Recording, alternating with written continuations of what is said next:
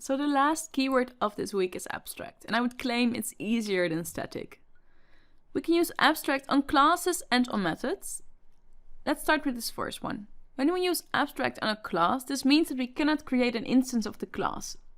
So we cannot say new and then the class name because we cannot create an instance. Abstract classes have one feature that normal classes don't, and that is that they can contain abstract methods. So what are abstract methods? Abstract methods are methods that don't have a body, they don't have an implementation. So instead of having the curly brackets, they end their method definition with a semicolon. There's actually one other important point about these abstract classes. Child classes that aren't abstract, we also call these concrete child classes, they must implement the abstract methods when they inherit from an abstract class. And then one final note, and that is that abstract classes don't need to contain abstract methods. They can just be abstract and have only implemented methods, or non-methods at all for that matter.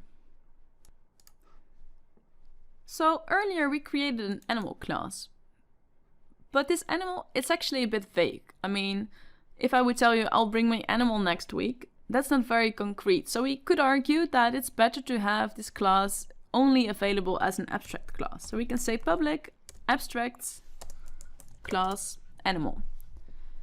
So right now I cannot make an instance of this class. Let me prove that to you. So there we go. If I would say animal A is new animal, it tries to make an anonymous implementation, don't worry. So if I try to say new animal, it's going to tell me I cannot instantiate this because it's an abstract class. So I've made it abstract, and you can see that the icon has changed in IntelliJ too. You can no longer create an instance of animal, but we could create an instance of a dog and put it in a reference animal. That's still fine. So nothing exciting is happening right now because we don't have anything abstract in here. We only have the abstract class, but there are no abstract methods. So let's change our method eat to abstract because it's too vague to define this on the animal level already. So right now I'm having a public abstract void eat, then the round parentheses, no curly brackets, semicolon. So this means that all childs of animal, that they must implement the eat methods or be abstract themselves. That's also an option. So here we have a problem because we did not implement the eat method. So let's do that. There we go.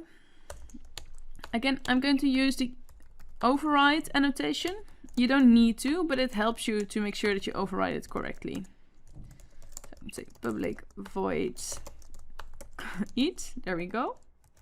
And then here I can simply say dog eating.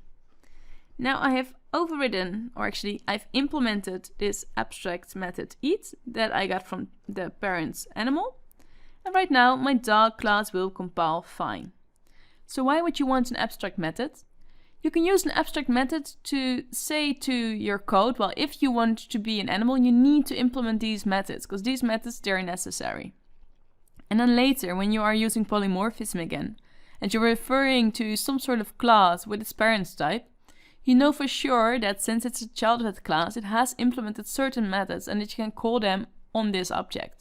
So that comes in very handy later when you have a more structured application with abstract classes, some child classes, and lots of logic.